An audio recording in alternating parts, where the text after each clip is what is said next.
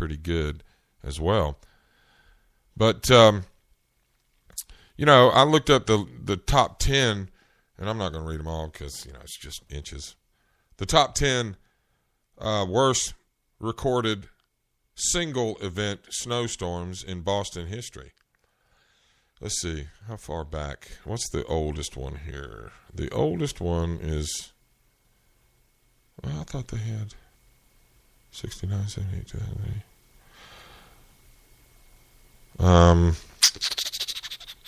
I thought they had a bad one in 48. That must be somewhere else.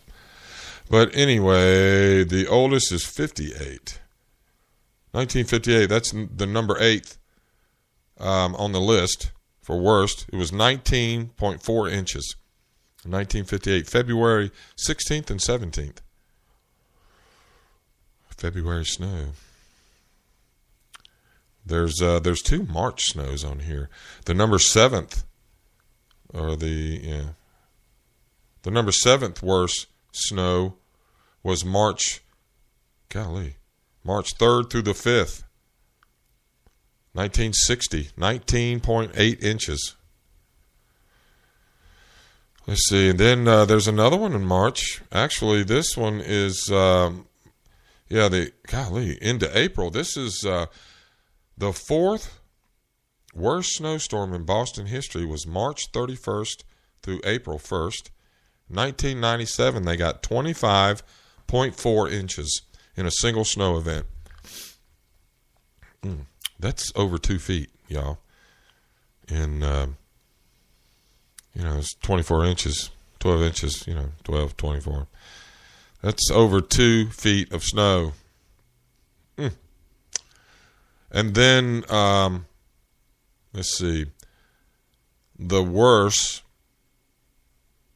before tonight was February 17th and the 18th in the year 2003. Wow. 12 years ago. 27.6 inches. 27.6 inches. Dang. That's a lot of snow, man. That's going to shut everything down. Boston, the schools probably still ran. You hear Boston people talking about, we don't shut down for nothing. A nuclear bomb could go off. The schools would still be in session there. No, I doubt that. So tonight, they're calling for a bunch, up to 3 feet. I don't know if they're calling for that much in Boston, but I think it's like 30 or 30 plus inches. What are 36? 36 is 3 feet of snow. That's golly, man. I couldn't imagine sitting in my kitchen, looking out my window, which I love to do, and seeing 3 feet of snow fall out in my yard, my natural area in the woods. That's kind of beyond what I think would be beautiful. I mean, it would be covered, but I think, it's going to have to, unless it was just falling off the trees. If it was building up on the trees, we'd have problems.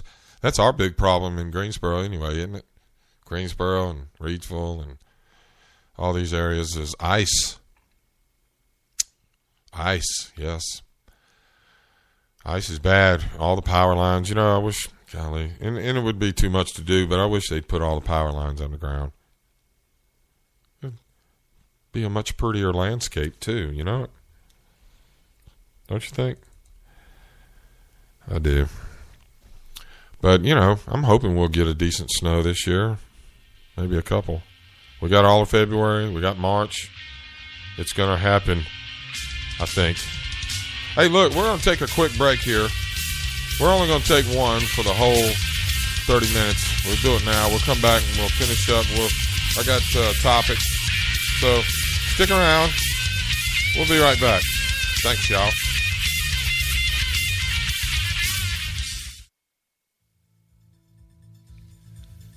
I have a particular set of skills that I have acquired. And if you listen to the Man Please show, that will be the end of it. But if you don't, I will look for you and I will find you and tickle you till you cry. A different feel to luxury.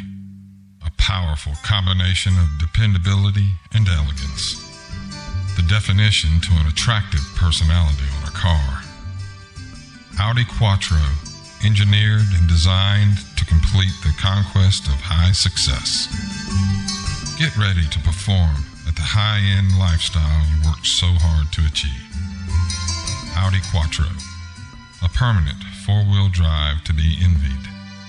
Imported to show you off. All right, did you do the dishes? I did. Did you vacuum? I did. You're not going to blow your nose at the table anymore? No, I won't. Okay, you drive.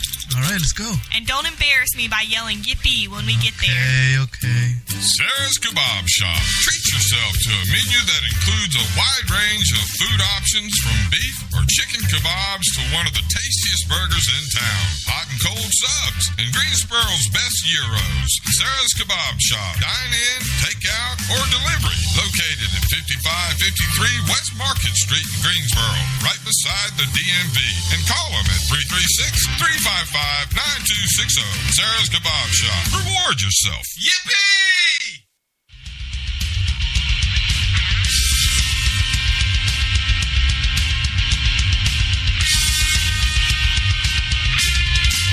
Man, please.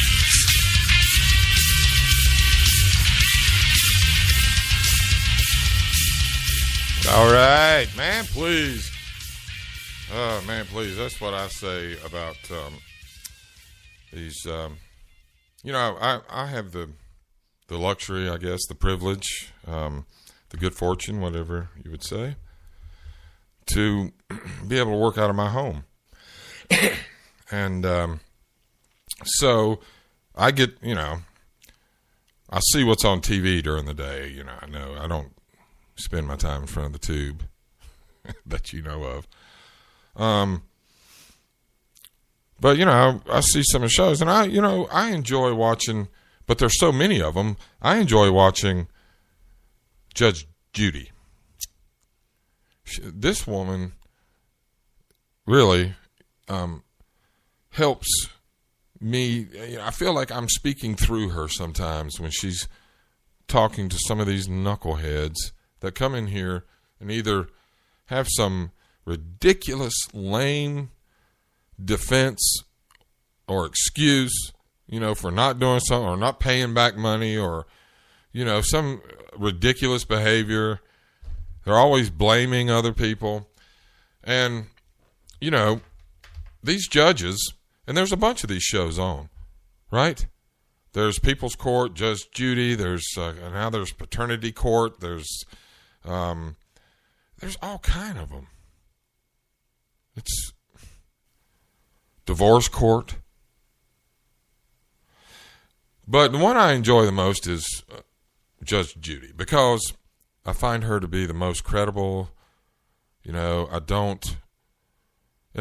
pride myself in being able to pick out when people are acting, when it's scripted, even though they're trying to make you think it's, it's reality TV. It's not. And there are a few of these courtroom shows that I think are that scripted to a degree. I don't think Judge Judy's is because she really gets upset with them. And rightfully so. But she has a method that she uses to whistle them down, and to decide which one's telling the truth. And that's ultimately what they have to do, right? Because they're not going to come into court and say, yes, everything she said on her is exactly the way it happened. I do, in fact, owe her $3,000. I'm not paying her because I'm a deadbeat, good-for-nothing loser. And so I'm here to come clean. That doesn't happen, does it? No. No, there's always, the plaintiff who says, hey, look, this person did this person didn't do this, they owe me money, they didn't pay me back, blah, blah, blah. And the other person says, no, that never happened. It was a gift. That $5,000 was a gift. They just gave it to me because they like me. So Judy has to decide who's telling the truth. And I wonder how many times does she get it right, because there's no way she gets it right every time. And there's been a few times that I've been like, oh man, that poor thing, the ruling went against him or her, and I'm like, I feel bad for that person.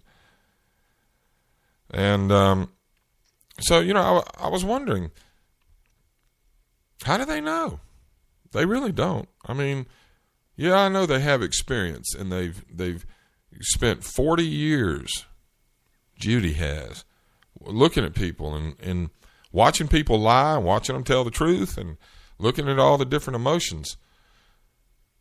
So I think she's probably got a pretty good handle on it and probably gets it right most of the time, but there's no way she gets it right all the time. And I was wondering, the way I do, wouldn't it be a great reality TV show to find out if Judge Judy gets these things right? So here's my proposal, and it would, it would happen. I don't know. I don't know how they would do it. I think they could do one every week, maybe not. But anyway, here's my solution. You take, I don't even know how you would select people, but you would take, you pick a family or a business or something, and then you would secretly, knowingly, but secretly, plant cameras and microphones everywhere, and then film them for 3 months, 6 months, a year, whatever, you guys work out the details on the show. I'm the idea man. So, put cameras everywhere and then film them. And even though they may think, there's cameras around here, eventually they're going to forget there's cameras around. They're going to be themselves. They're going to act themselves. They're going to talk like themselves. They're going to behave like themselves. They're going to interact with each other like they normally do. They're going to make the same choices. They're going to lie the same way. They're going to tell the truth the same way. And we're going to film all of it.